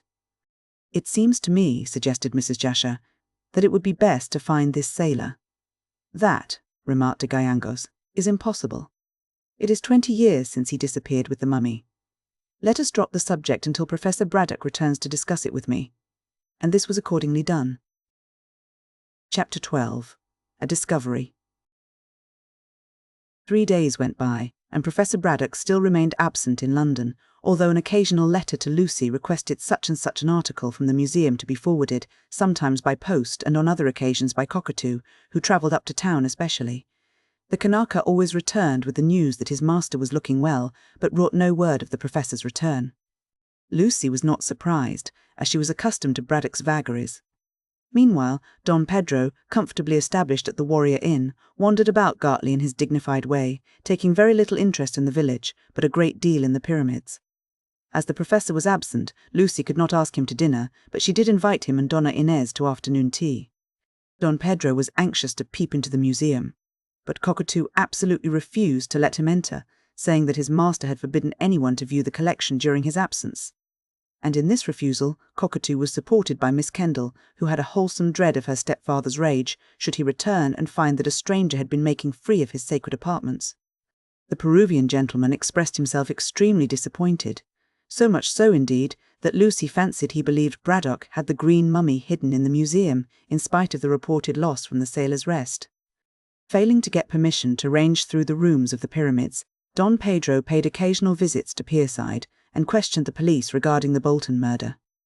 From Inspector Date he learned nothing of any importance, and indeed that officer expressed his belief that not until the Day of Judgment would the truth become known. It then occurred to de Gallegos to explore the neighbourhood of the Sailor's Rest and to examine that public house himself. He saw the famous window through which the mysterious woman had talked to the deceased, and noted that it looked across a stony, narrow path to the water's edge, where from a rugged jetty ran out into the stream for some little distance. Nothing would have been easier, reflected Don Pedro, than for the assassin to enter by the window, and, having accomplished his deed, to leave in the same way, bearing the case containing the mummy. A few steps would carry the man and his burden to a waiting boat, and once the craft slipped into the mists on the river, all trace would be lost, as had truly happened. In this way, the Peruvian gentleman believed the murder and the theft had been accomplished, but even supposing things had happened as he surmised, still, he was as far as ever from unravelling the mystery. While Don Pedro searched for his royal ancestor's corpse, and incidentally for the thief and murderer, his daughter was being wooed by Sir Frank Random. Heaven only knows what he saw in her, as Lucy observed to young Hope, for the girl had not a word to say for herself. She was undeniably handsome, and dressed with great taste, save for stray hints of barbaric delight in colour, doubtless inherited from her Inca ancestors. All the same, she appeared to be devoid of small talk or great talk, or any talk whatsoever. She sat and smiled and looked like a handsome picture, but after her appearance had satisfied the eye, she left much to be desired. Yet Sir Frank approved of her stately quietness, and seemed anxious to make her his wife. Lucy, in spite of the fact that he had so speedily got over her refusal to marry him, was anxious that he should be happy with Donna Inez, whom he appeared to love, and afforded him every opportunity of meeting the lady, so that he might prosecute his wooing. All the same, she wondered that he should desire to marry an iceberg, and Donna Inez, with her silent tongue and cold smiles, was little else. However, as Frank Random was the chief party concerned in the love-making, for Donna Inez was merely passive, there was no more to be said. Sometimes Hope came to dine at the pyramids, and on these occasions Mrs. Jasher was present in her character of chaperone. As Miss Kendall was helping the widow to marry Professor Braddock, she in her turn did her best to speed Archie's wooing. Certainly the young couple were engaged, and there was no understanding to be brought about. Nevertheless, Mrs. Jasher was a useful article of furniture to be in the room when they were together, for Gartley, like all English villages, was filled with scandalmongers who would have talked had Hope and Lucy not employed Mrs. Jasher as gooseberry. Sometimes Donna Inez came with the widow, while her father was hunting for the mummy in Pierside, and then Sir Frank Random would be sure to put in an appearance to woo his Dulcinea in admiring silence. Mrs. Jasher declared that the two must have made love by telepathy, for they rarely exchanged a word. But this was all the better, as Archie and Lucy chattered a great deal, and 2 pair of magpies, Mrs. Jasher declared, would have been too much for her nerves. She made a very good chaperone, as she allowed the young people to act as they pleased, only sanctioning the meetings by her elderly presence. One evening, Mrs. Jasher was due to dinner, and Hope had already arrived. No one else was expected, as Don Pedro had taken his daughter to the theatre at Pierside, and Sir Frank had gone to London in connection with his military duties. It was a bitterly cold night, and already a fall of snow had hinted that there was to be a real English Christmas of the genuine kind. Lucy had prepared an excellent dinner for 3, and Archie had brought a set of new patience cards for Mrs. Jasher, who was fond of the game. While the widow played, the lovers hoped to make love undisturbed and looked forward to a happy evening. But there was one drawback, for although the dinner hour was supposed to be 8 o'clock, and it was now 30 minutes past, Mrs. Jasher had not arrived. Lucy was dismayed. "What can be keeping her?" she asked Archie, to which that young gentleman replied that he did not know, and, what was more, he did not care. Miss Kendall very properly rebuked this sentiment. "You ought to care, Archie, for you know that if Mrs. Jasher does not come to dinner, you will have to go away." "Why should I?" he inquired sulkily. "People will talk." "Let them. I don't care, neither do I, you stupid boy, but my father will care, and if people talk, he will be very angry." "My dear Lucy," and Archie put his arm round her waist to say this, "I don't see why you should be afraid of the Professor. He is only your stepfather, and you aren't so very fond of him as to mind what he says. Besides, we can marry soon, and then he can go hang." "But I don't want him to go hang," she replied, laughing. "After all, the Professor has always been kind to me, and as a stepfather has behaved very well when he could easily have made himself disagreeable. Another thing is that he can be very bad-tempered when he likes, and if I let people talk about us, which they will do if they get a chance, he will behave so coldly to me that I shall have a disagreeable time. As we can't marry for ever so long, I don't want to be uncomfortable." "We can marry whenever you like," said Hope unexpectedly. "What, with your income so unsettled?" "It is not unsettled." "Yes, it is. You will help that horrid spendthrift uncle of yours, and until he and his family are solvent, I don't see how we can be sure of our money." "We are sure of it now, dearest. Uncle Simon has turned up trumps after all, and so have his investments." "What do you mean exactly?" "I mean that yesterday I received a letter from him saying that he was now rich and would pay back all I had lent him. I went up to London today and had an interview. The result of that is that I am some thousands to the good, that Uncle Simon is well off for the rest of his life and will require no more assistance, and that my 300 a year is quite clear for ever and ever and ever." "Then we can marry," cried Miss Kendall with a gasp of delight. "Whenever you choose, next week if you like." "In January then, just after Christmas, we'll go on a trip to Italy and return to take a flat in London. Oh, Archie, I am sorry I thought so badly of your uncle. He has behaved very well. And what a mercy it is that he will require no more assistance. You are sure he will not?" "If he does, he won't get it," said Hope candidly. "While I was a bachelor, I could assist him, but when I am married, I must look after myself and my wife." He gave Lucy a hug. "It's all right now, dear, and Uncle Simon has behaved excellently, far better than I expected. We shall go to Italy for the honeymoon and need not hurry back until say until we quarrel." "In that case we shall live in Italy for the rest of our lives," said Lucy with twinkling eyes. "But we must come back in a year and take a studio in Chelsea." "Why not in Gartley? Remember, the Professor will be lonely." "No, he won't. Mrs. Jasher, as I told you, intends to marry him." "He might not wish to marry her." "That doesn't matter," rejoined Lucy with the cleverness of a woman. "She can manage to bring the marriage about. Besides, I want to break with the old life here and begin quite a new one with you. When I am your wife and Mrs. Jasher is my stepfather's, everything will be capitally arranged." "Well, I hope so," said Archie heartily, "for I want you all to myself and have no desire to share you with anyone else. But I say," he glanced at his watch, "it is getting towards 9 o'clock, and I am desperately hungry." "Can't we go to dinner?" "Not until Mrs. Jasher arrives," said Lucy primly. "Oh, bother." Hope, being quite exasperated with hunger, would have launched out into a speech condemning the widow's unpunctuality, when in the hall below the drawing-room was heard the sound of the door opening and closing. Without doubt this was Mrs. Jasher arriving at last, and Lucy ran out of the room and down the stairs to welcome her in her eagerness to get Archie seated at the dinner-table. The young man lingered by the open door of the drawing-room, ready to welcome the widow, when he heard Lucy utter an exclamation of surprise and became aware that she was ascending the stairs along with Professor Braddock. At once he reflected there would be trouble, since he was in the house with Lucy, and lacked the necessary chaperone which Braddock's primitive Anglo-Saxon instincts insisted upon. "I did not know you were returning tonight," Lucy was saying when she re-entered the drawing-room with her stepfather.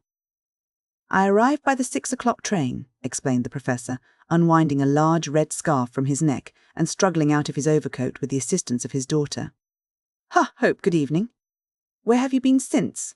asked Lucy, throwing the professor's coat and wraps onto a chair.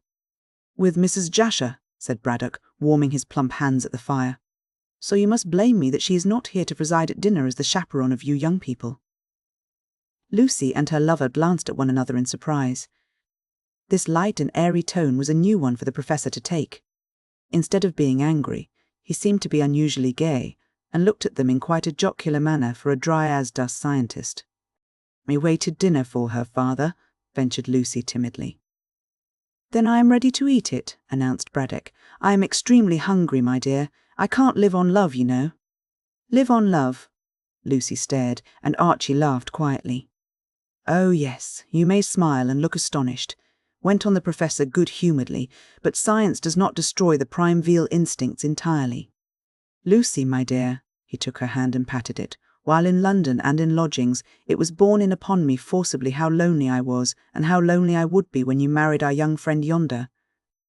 I had intended to come down tomorrow, but tonight such was my feeling of loneliness that I considered favourably your idea that I should find a second helpmate in Mrs. Jasher. I have always had a profound admiration for that lady, and so, on the spur of the moment, as I may say, I decided to come down this evening and propose." "Oh," Lucy clapped her hands, very well satisfied with the unexpected news. "And have you?" "Mrs. Jasher," said the professor gravely, "did me the honour to promise to become my wife this evening." "She will become your wife this evening?" said Archie, smiling. Braddock, with one of those odd twists of humour which were characteristic of him, became irascible.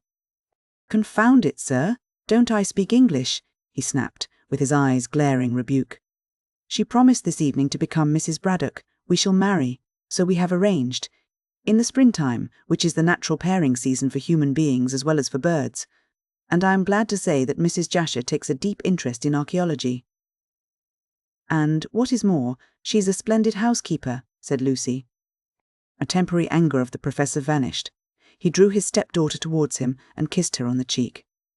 "I believe that I have to thank you for putting the idea into my head," said he, "and also, if Mrs. Jasher is to be believed, for aiding her to see the mutual advantage it would be to both of us to marry." "Ha!" he released Lucy and rubbed his hands. "Let us go to dinner." "I am very glad," said Miss Kendall heartily. "So am I, replied Braddock, nodding. "As you very truly observed, my child, the house would have gone to rack and ruin without a woman to look after my interests. Well," he took the arms of the two young people, "I really think that we must have a bottle of champagne on the strength of it." Shortly the trio were seated at the table, and Braddock explained that Mrs. Jasher, being overcome by his proposal, had not been able to face the ordeal of congratulations. "But she will come tomorrow," said he, as Cockatoo filled 3 glasses. "Indeed, I shall congratulate her tonight," said Lucy obstinately.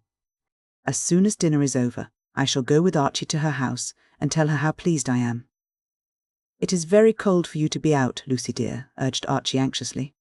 "Oh, I can wrap up warmly," she answered. Strange to say, the professor made no objection to the excursion, although Hope quite expected such a stickler for etiquette to refuse permission to his stepdaughter. But Braddock seemed rather pleased than otherwise. His proposal of marriage seemed to have put him into excellent humour, and he raised his glass with a chuckle. "I drink to your happiness, my dear Lucy, and to that of Mrs. Jasher's." "And I drink to Archie's and to yours, father," she replied. "I am glad that you will not be lonely when we are married. Archie and I wish to become one in January." "Yes," said Hope, finishing his champagne. "My income is now all right, as my uncle has paid up." "Very good, very good." "I make no objection," said Braddock placidly. "I will give you a handsome wedding present, Lucy, for you may have heard that my future wife has money left to her by her brother, who was lately a merchant in Pekin. She is heart and hand with me in our proposed expedition to Egypt." "Will you go there for the honeymoon, sir?" asked Hope. Not exactly for the honeymoon, since we are to be married in spring, and my expedition to the tomb of Queen Tahosa cannot start until the late autumn. But Mrs. Braddock will come with me. That is only just, since it will be her money which will furnish the sinews of war." "Well, everything is arranged very well," said Lucy. "I marry Archie. You, father, make Mrs. Jasher your wife, and I suspect Sir Frank will marry Donna Inez." "Ha," said Braddock with a start, "the daughter of de Gayangos, who has come here for the missing mummy. Mrs. Jasher told me somewhat of that, my dear. But I shall see Don Pedro myself tomorrow. Meanwhile, let us eat and drink. I must go down to the museum, and you—" "We shall go to congratulate Mrs. Jasher," said Lucy. So it was arranged, and shortly Professor Braddock retired into his sanctum along with the devoted cockatoo, who displayed lively joy on beholding his master once more. Lucy, after being carefully wrapped up by Archie, set out with that young man to congratulate the bride-elect. It was just 9:30 when they started out. The night was frosty, and the stars twinkled like jewels in a cloudless sky of dark blue. The moon shone with hard brilliance on the ground, which was powdered with a light fall of snow. As the young people walked briskly through the village, their footsteps rang on the frosty earth, and they scrunched the snow in their quick tread. The Warrior Inn was still open, as it was not late, and lights shone from the windows of the various cottages. When the two, following the road through the marshes, emerged from the village, they saw the great mass of the fort bulking blackly against the clear sky, the glittering stream of the Thames, and the marshes outlined in delicate white. A fairy world of snow and moonlight appealed to Archie's artistic sense, and Lucy approving of the same, they did not hurry to arrive at their destination. But shortly they saw the squarely fenced acre of ground near the embankment, wherein Mrs. Jasher's humble abode was placed. Light shone through the pink curtains of the drawing-room, showing that the widow had not yet retired. In a few minutes the lovers were at the gate and promptly entered. It was then that one of those odd things happened which would argue that some people are possessed of a sixth sense. Archie closed the gate after him and, glancing right and left, walked up the snowy path with Lucy. To the right was a leafless arbour, also powdered with snow, and against the white bulked a dark form, something like a coffin.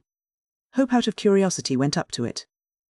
"What the deuce is this?" he asked himself, then raised his voice in loud surprise. "Lucy, Lucy, come here. What is it?" she asked, running up. "Look." He pointed to the oddly shaped case, the green mummy. Chapter 13. More Mystery.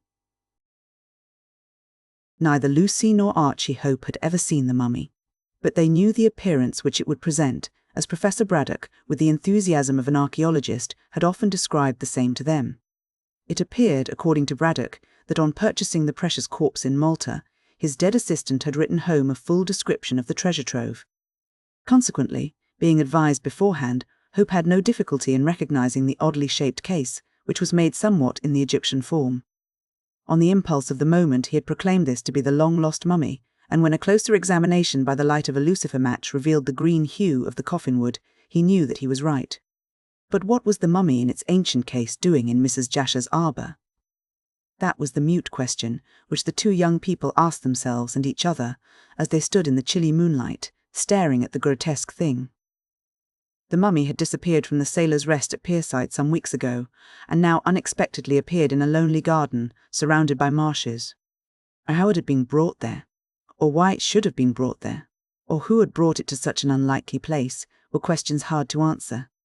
However, the most obvious thing to do was to question Mrs. Jasher, since the uncanny object was lying within a stone throw of her home.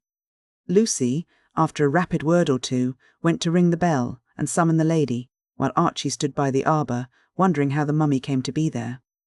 In the same way George III had wondered how the apples got into the dumplings. Far and wide spread the marshes, flatly towards the shore of the river on one side, but on the other sloping up to Gartley village, which twinkled with many lights on the rising ground.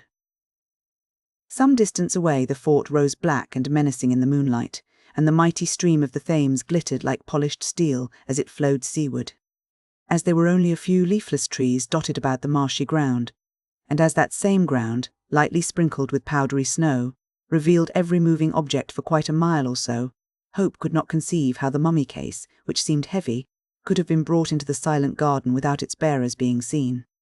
It was not late, and soldiers were still returning through Gartley to the fort. Then, again, Some noise must have been caused by so bulky an object being thrust through the narrow wicket, and Mrs. Jasher, inhabiting a wooden house, which was a very seashell for sound, might have heard footsteps and voices. And if those who had brought the mummy here, and there was more than one from the size of the case, could be discovered, then the mystery of Sidney Bolton's death would be solved very speedily.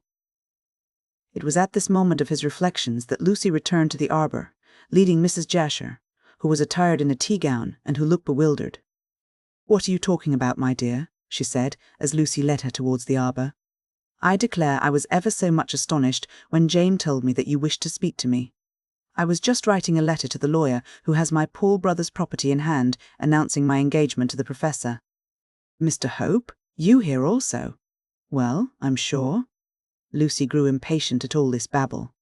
"Did you not hear what I said, Mrs. Jasher?" she cried irritably. "Can't you use your eyes? Look, the green mummy is in your arbour." "The green mummy in my arbour," repeated Mrs. Jasher, like a child learning words of one syllable and staring at the black object before which the three were standing. "As you see," said Archie abruptly. "How did it come here?" He spoke harshly. Of course, it was absurd to accuse Mrs. Jasher of knowing anything about the matter, since she had been writing letters. Still, the fact remained that a mummy, which had been thieved from a murdered man, was in her arbour, and naturally she was called upon to explain. Some suspicion in his tone struck the little woman, and she turned on him with indignation. "How did it come here?" she repeated. "Now, how can I tell, you silly boy? I have been writing to my lawyer about my engagement to Mr. Braddock. I dare say he has told you." "Yes," chimed in Miss Kendall, "and we came here to congratulate you, only to find the mummy." "Is that the horrid thing?" Mrs. Jasher stared with all her eyes and timidly touched the hard green-stained wood. "It's the case. The mummy is inside." "But I thought that the Professor opened the case to find the body of poor Sidney Bolton," argued Mrs. Jasher. "That was a packing case in which this," Archie struck the old-world coffin, "was stored. But this is the corpse of Inca Caxus, about which Don Pedro told us the other night. How does it come to be hidden in your garden?" "Hidden?" Mrs. Jasher repeated the word with a laugh. "There is not much hiding about it. Why, everyone can see it from the path." "And from the door of your house," remarked Hope significantly. "Did you not see it when you took leave of Braddock?" "No," snapped the widow. "If I had, I should certainly have come to look." "Also, Professor Braddock, who is so anxious to recover it, would not have allowed it to remain here. Then the case was not here when the Professor left you tonight?" "No, he left me at 8 o'clock to go home to dinner." "When did he arrive here?" questioned Hope quickly. "At 7. I am sure of the time, for I was just sitting down to my supper." "He was here an hour. But he said nothing, when he entered, of any mummy being in the arbour, nor when he left me at the door, and I came to say good-bye to him. Did either of us see this object?" "To be sure," added Mrs. Jasher meditatively, "we did not look particularly in the direction of this arbour." "I scarcely see how anyone entering or leaving the garden could fail to see it, especially as the snow reflects the moonlight so brightly." Mrs. Jasher shivered, and taking the skirt of her tea-gown, flung it over her carefully attired head. "It is very cold," she remarked irritably. "Don't you think we had better return to the house and talk there?" "What?"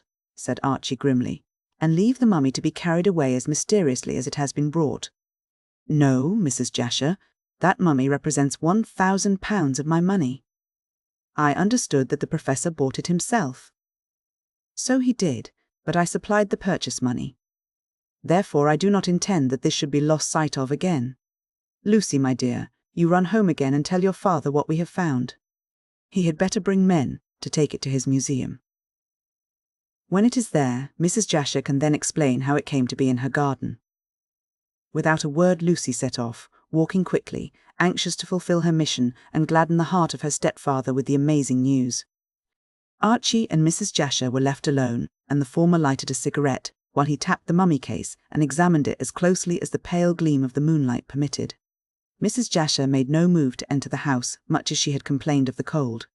But perhaps she found the flimsy skirt of the tea-gown sufficient protection. "It seems to me, Mr. Hope," said she very tartly, "that you suspect my having a hand in this." And she tapped the mummy coffin also. "Pardon me," observed Hope very politely, "but I suspect nothing, because I have no grounds upon which to base my suspicions. But certainly it is odd that this missing mummy should be found in your garden." "You will admit that much."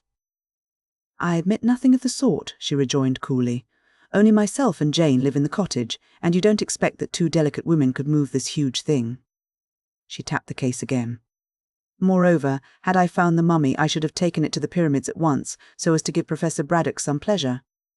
"It will certainly be an acceptable wedding present," said Archie sarcastically. "Pardon me," said Mrs. Jasher in her turn, "but I have nothing to do with it as a present or otherwise. How the thing came into my arbour I really cannot say. As I told you, Professor Braddock made no remark about it when he came, and when he left, although I was at the door, I did not notice anything in this arbour. Indeed, I cannot say if I ever looked in this direction." Archie mused and glanced at his watch. "The Professor told Lucy that he came by the 6 train. You say that he was here at 7.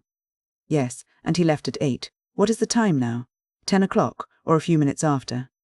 Therefore, since neither you nor Braddock saw the mummy, I take it that the case was brought here by some unknown people between 8 o'clock and 9:15, about which time I arrived here with Lucy." Mrs. Jasher nodded. "You put the matter very clearly," she observed dryly. "You have mistaken your vocation, Mr. Hope, and should have been a criminal lawyer." "I should turn detective were I you." "Why?" asked Archie with a start. "You might ascertain my movements on the night when the crime was committed," snapped the little widow. "A woman muffled in a shawl, in much the same way as my head is now muffled in my skirt, talked to Bolton through the bedroom window at the Sailor's Rest, you know," Hope expostulated. "My dear lady, how you run on. I assure you that I would as soon suspect Lucy as you." "Thank you," said the widow very dryly and very tartly. "I merely wish to point out," went on Archie in a conciliatory tone, "that, as the mummy in its case, as appears probable, was brought into your garden between the hours of 8 and 10, less 15 minutes, that you may have heard the voices or footsteps of those who carried it here." "I heard nothing," said Mrs. Jasher, turning towards the path. "I had my supper, and played a game or two of patience, and then wrote letters, as I told you before, and I am not going to stand in the cold answering silly questions, Mr. Hope. If you wish to talk, you must come inside." Hope shook his head and lighted a fresh cigarette. "I stand guard over this mummy until its rightful owner comes," said he determinedly. "Ho," rejoined Mrs. Jasher scornfully. She was now at the door. "I understood that you bought the mummy, and therefore were its owner. Well, I only hope you'll find those emeralds Don Pedro talked about," and with a light laugh she entered the cottage. Archie looked after her in a puzzled way. There was no reason to suspect Mrs. Jasher, so far as he saw, even though a woman had been seen talking to Bolton on the night of the crime. And yet, why should the widow refer to the emeralds, which were of such immense value, according to Don Pedro? Hope glanced at the case and shook the primitive coffin, anxious for the moment to open it and ascertain if the jewels were still clutched grimly in the mummy's dead hands. But the coffin was fastened tightly down with wooden pegs, and could only be opened with extreme care and difficulty. Also, as Hope reflected, even did he manage to open this receptacle of the dead, he still could not ascertain if the emeralds were safe, since they would be hidden under innumerable swathings of green-dyed llama wool. He therefore let the matter rest there, and, staring at the river, wondered how the mummy had been brought to the garden in the marshes. Hope recollected that experts had decided the mode in which the mummy had been removed from the Pierside public house. It had been passed through the window, according to Inspector Date and others, and, when taken across the narrow path which bordered the river, had been placed in a waiting boat. After that it had vanished until it had reappeared in this arbour. And if taken by water once, it could have been taken by water again. There was a rude jetty behind the embankment, which Hope could easily see from where he stood. In all probability, the mummy had been landed there and carried to the garden, while Mrs. Jasher was busy with her supper, and her game of cards and her letters. Also, the path from the shore to the house was very lonely, and if any care had been exercised, which was probable, no one from the Fort Road or from the village street could have seen the stealthy conspirators bringing their weird burden. So far, Hope felt that he could argue excellently. But who had brought the mummy to the garden, and why had it been brought there? These questions he could not answer so easily, and indeed not at all. While thus meditating, he heard, far away in the frosty air, a puffing and blowing and panting like an impatient motor car. Before he could guess what this was, Braddock appeared, simply racing along the marshy causeway, followed closely by Cockatoo, and at some distance away by Lucy. The little scientist rushed through the gate, which he flung open with a noise fit to wake the dead, and lunged forward to fall with outstretched arms upon the green case. There he remained, still puffing and blowing, and looked as though he were hugging a huge green beetle. Cockatoo, who, being lean and hard, kept his breath more easily, stood respectfully by, waiting for his master to give orders, and Lucy came in quietly by the gate, smiling at her father's enthusiasm. At the same moment Mrs. Jasher, well wrapped up in a coat of sables, emerged from the cottage. "I heard you coming, Professor," she called out, hurrying down the path. "I should think the whole fort heard the Professor coming," said Hope, glancing at the dark mass. "The soldiers must think it is an invasion." But Braddock paid no heed to this jocularity, or even to Mrs. Jasher, to whom he had been so lately engaged. All his soul was in the mummy case, and as soon as he recovered his breath, he loudly proclaimed his joy at this miraculous recovery of the precious article. "Mine! Mine!" he roared, and his words ran violently through the frosty air. "Be calm, sir," advised Hope. "Be calm. Calm, calm," bellowed Braddock, struggling to a standing position. "Oh, confound you, sir, how can I be calm when I find what I have lost? You have a mean, grovelling soul, Hope, not the soaring spirit of a collector." "There is no need to be rude to Archie, father," corrected Lucy sharply. "Rude, rude! I am never rude, but this mummy—" Braddock peered closely at it and rapped the wood to assure himself it was no phantom. "Yes, it is my mummy, the mummy of Inca Caxus. Now I shall learn how the Peruvians embalmed their royal dead. Mine, mine, mine!" He crooned like a mother over a child, caressing the coffin, then suddenly drew himself upright and fixed Mrs. Jasher with an indignant eye. "So it was you, madam, who stole my mummy," he declared venomously, "and I thought of making you my wife. Oh, what an escape I have had! Shame, woman, shame!" Mrs. Jasher stared, then her face grew redder than the rouge on her cheeks, and she stamped furiously in the neat Louis Quinze slippers in which she had injudiciously come out. "How dare you say what you have said?" she cried, her voice shrill and hard with anger. "Mr. Hope has been saying the same thing. Are you both mad? I never set eyes on the horrid thing in my life, and only tonight you told me that you loved—" "Yes, yes, I said many foolish things, I don't doubt, madam. But that is not the question. My mummy, he rapped the wood furiously. "How does my mummy come to be here?" "I don't know," said Mrs. Jasher, still furious, "and I don't care when I look forward to your helping me in my life work. As my wife—" "I shall never be your wife," cried the widow, stamping again. "I wouldn't be your wife for 1,000 or 1,000,000 pounds. Marry your mummy, you horrid, red-faced crab little—" "Hush, hush," whispered Lucy, taking the angry woman round the waist. "You must make allowances for my father. He is so excited over his good fortune that he—" "I shall not make allowance," interrupted Mrs. Jasher angrily. "He practically accuses me of stealing the mummy. If I did that, I must have murdered poor Sidney Bolton." "No, no," cried the Professor, wiping his red face. "I never hinted at such a thing, but the mummy is in your garden." "What of that?" "I don't know how it came there. Mr. Hope, surely you do not support Professor Braddock in his preposterous accusation?" "I bring no accusation," stuttered the Professor. "Neither do I, Mrs. Jasher. You are excited now. Go in and sleep, and tomorrow you will talk reasonably." This brilliant speech was from Hope, and wrought Mrs. Jasher into a royal rage. "Well," she gasped, "he asks me to be calm, as I wasn't the very calmest person here. I declare, oh, I shall be ill. Lucy," she seized the girl's hand and dragged her towards the cottage, "come in and give me red lavender. I shall be in bed for days and days and days. Oh, what brutes men can be! But listen, you two horrors," she indicated Braddock and Hope as she pushed open the door. "If you dare to say a word against me, I'll have an action for libel against you. Oh, dear me, how very ill I feel. Lucy, darling, help me, oh, help me. And, oh. She flopped down on the threshold of her home with a cry. Archie, she's fainted." Hope rushed forward and raised the stout little woman in his arms. Jane, attracted by the clamour, appeared on the scene, and between the three of them, they managed to get Mrs. Jasher placed on the sofa of the pink drawing-room. She certainly was in a dead faint, so Hope left her to the administrations of Lucy and the servant, and walked out again into the garden, closing the cottage door after him. He found the heartless Professor quite oblivious to Mrs. Jasher's sufferings, so taken up was he with the newly found mummy. Cockatoo had been sent for a hand-cart, and while he was absent, Braddock expatiated on the perfections of this relic of Peruvian civilization.